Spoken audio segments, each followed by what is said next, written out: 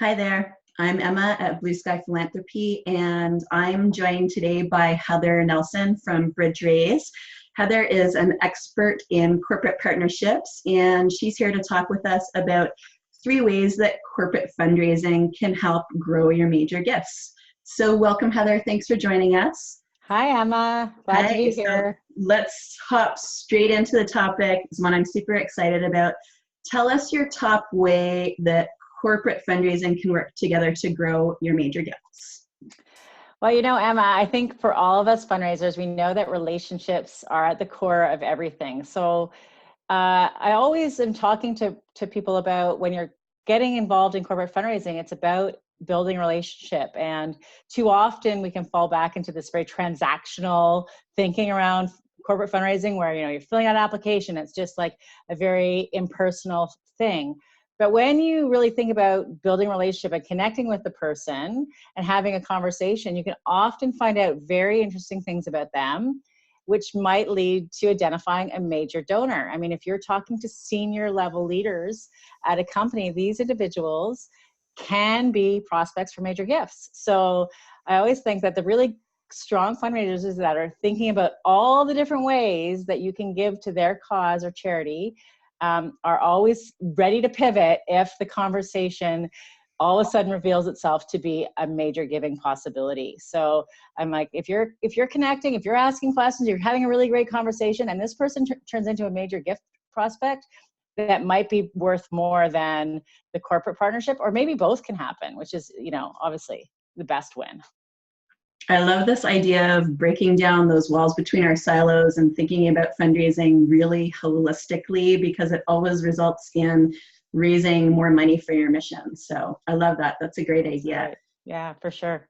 I know that you are equally passionate as I am about getting folks engaged with your cause. So tell us a little bit more about how corporate fundraising might help with some of those great engagement opportunities.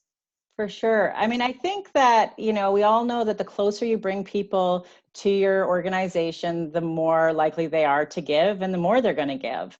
And so whether it's the corporation being represented on your board of directors, or it's a group of employees coming into your space to do a focus group or build something in like skills-based volunteerism, or even, you know, just a big group coming to do something in your space, they're getting to know your charity better than, you know, somebody at the end of a letter. So you've brought them closer to you. You have an opportunity to meet with them.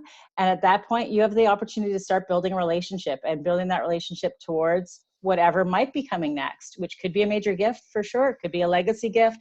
It could be a monthly donor, right? So if as you're thinking about ways to engage companies in employee volunteerism, you're also thinking, how can I engage these people as individuals in my cause and my charity? Then you are, you know, building your major gift portfolio, I hope. So I'm always encouraging people to be thinking about using engagement opportunities for all the possibilities, and not just be thinking about it as like a tick box that they have to fulfill to get a certain corporate gift. That's such an important idea. Yeah. So any final great tips for folks that are watching today? Well, the other thing I think that really comes up a lot when we're talking about corporate fundraising is that many corporations have huge audiences, obviously marketing budgets, and the ability to amplify messaging well beyond what most of us at our charities can do. And so it is important when talking and thinking about your corporate partnerships to leverage those relationships to get your message out. Now, I am the first one to say that you should not be partnering with a company for that reason alone, right? There's just not, it's not best practice to just be looking at awareness raising campaigns that are in partnership.